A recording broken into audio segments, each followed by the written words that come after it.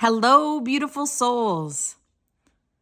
All right, so I want to talk a minute about alchemy and transmutation.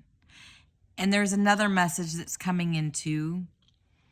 And the first message, I guess that I'll do this first before I talk a little bit about the alchemy and transmutation, is that appearances may be deceiving. And what's so funny is that message keeps coming in for me about, it's like all of these stories, right? I'm like, no, because my team keeps telling me I need to share. And I've been going through it internally, everything back up from childhood, everything back up from, the ending of my marriage. Over the last couple of months, the whole court case with my ex-boyfriend, domestic violence, all resolved itself. Now my ex-husband's getting engaged. He is engaged. And so that also is another layer of closure. And at first it shook me pretty good. It stunned me, not because he was getting engaged, but because he'd always told me he would never get married again. And so now, don't get me wrong, getting engaged and getting married are not the same thing. It's funny. The words and intentions are so important these days to me. And so anyway, that's weird. That's one of the things that occurred to me when he did take the time to privately let me know that his, I guess, relationship status has changed to engaged and not to just in a relationship.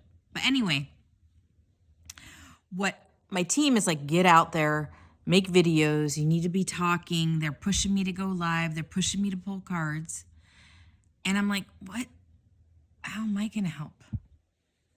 And don't get me wrong, I know I do help in like personal sessions with people, and they're like, you don't get it. It is your frequency. It is your vibration. It is the way that I see the world, supposedly, is different than a lot of other people. And that even just sharing some of these thoughts, like I am right now, is an important part of my mission here as we anchor in a different way of being human. And as we look at our deep programming and our deep conditioning and these subconscious voices, that we start to really pay attention to what they're saying and awareness around those, so we can make choices about what we actually want to do and have it be from a place of conscious knowing and not just subconscious, unconscious. Anyway, so they're like, think about these things. What do you assume somebody who has a certain level of consciousness looks like? What do you assume that they act like? Where do you assume that they live? Because we are everywhere. And I'm saying we, and I'm just like, okay. And we might not look like what you expect. We might be peppered into neighborhoods. We might be, mothers at the soccer field. I don't know. We're not only the Buddhists. We're not only the nuns. Because I know, one of my shaman friends, who's no longer here on this earth plane with us, used to tell me that there was a gal that he used to go seek for wise counsel. And she was a nun. And I was like, that's fascinating. But that is another one of these lessons, that people are not what they appear to be, that you need to feel in to get the truth. People's energy doesn't lie. Your assumptions might not be telling you the truth. and how people try to portray themselves might not be truth either. Anyway, that is one of the things that I, for some reason, was coming on here to say. The other thing, oh yeah, I've been working through anger. And it's interesting because anger is not one of these spaces that I'm super comfortable in. I have had moments of intense rage in my life. So it is something that I have worked with a little bit. And it's interesting when those times came up. You know, it's even interesting thinking back about those times and how I allowed it or how I didn't allow it to happen. But what keeps coming up is the amount of suppression in the world emotionally. That we were taught to override our feelings. You know, it is literally the fake it to make it, instead of looking at our emotions as an indicator that maybe something's going on deeper behind the scenes that we can't perceive, like with our 5 senses. So, anger, intense anger. The other thing is that I've had a lot of friends that have been messaging me talking about their sadness that they are feeling, seemingly like not in proportion to what is happening. And there is a collective grief at profound loss is the way that I'm being asked to say what it is. And it's for a lot of reasons. You know, there are a lot of souls that are leaving this human earth plane right now. And also, a lot of people are becoming disillusioned by the dream that was put into them of what their life was going to be like. And many people were like me, awake-ish, I'm going to say, as a teenager, back to sleep, programmed thoroughly. And I was very successful, according to society's definition. And then I started to wake up. And I realized that all of that stuff that they tell you that you need to be successful doesn't fill anything. It's just stuff.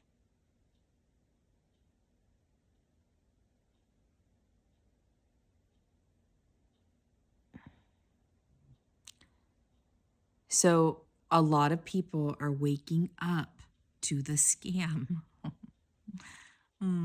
to the, I guess I could say, matrix. That what they were told they needed to get, that they needed to do, that they needed to buy all the things they needed to, be successful, actually don't bring fulfillment, because all of that void that you're trying to fill with stuff, with the person, the right one, or maybe it's having a child, or maybe it's buying a house, or maybe it's having the perfect job, or maybe it's all this fancy car, all of this stuff. None of it will fill any void that you haven't already filled for yourself. And the ironic part of it is that as you and me, what I'm noticing, the further along I get on my journey of filling my own cup and really knowing what peace is and knowing that it's possible, because for a long time, I thought heaven was not possible here. I thought it was someplace after in the next life. But peace is possible here, and I create it for myself. And it's through the choices that I make every day, what I choose to entertain, what obligations are important to me, and do I choose to do. I am not jumping through all these hoops thinking that my kids, my daughter needs to do all of these activities so I appear to be a good parent. No. What is interesting to her, and it is my job to expose her to things that she might not even know that she's good at or that she likes. It's all about whether you enjoy it or not. It's not about enduring. It's not about misery. It's not about pain. It's not about any of it.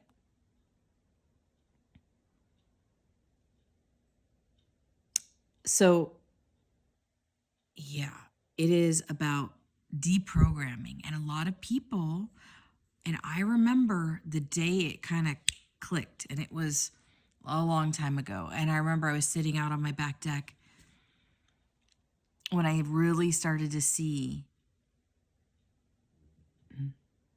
I made the choices in my life, but it really wasn't me setting the dream. I made it all happen,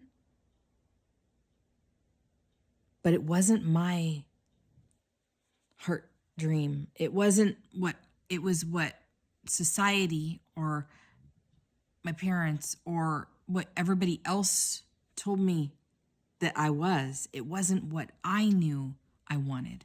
Because, and then you come to this point, at least I have, where I look back and I'm like, okay, well, I was really successful at everything I did, but if I had to do it over again, would I do the same thing? Or would I have spent more time figuring out what really spoke to my heart and do that? And that is my regret.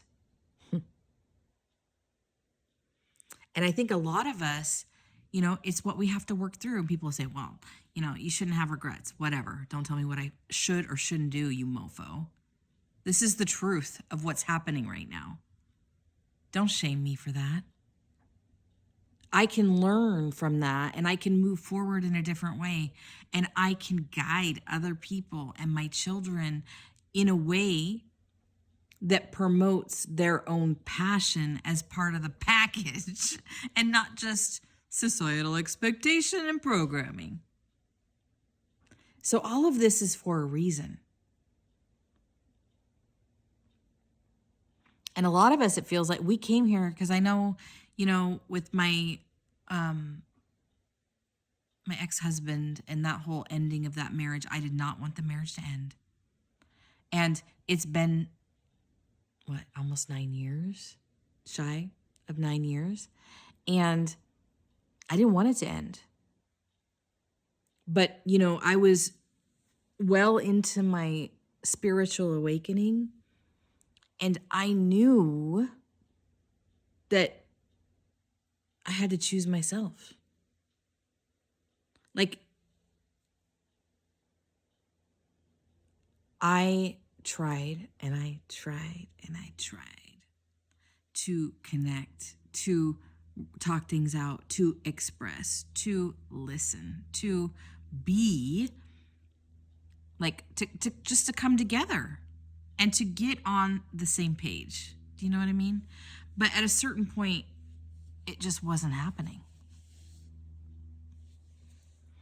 And the other day, we actually had a great conversation about that.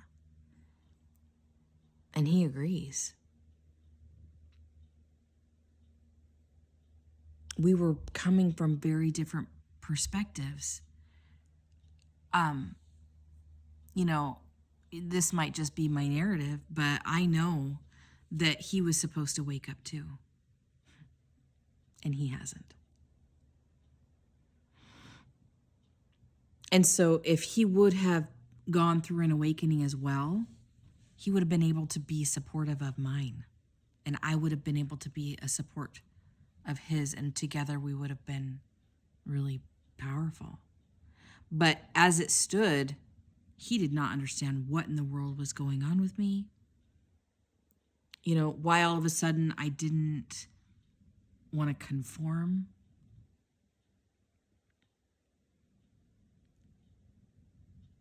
And he's still conforming and living in a very, he chose the material. He chose the material world over his spiritual world or self or awareness.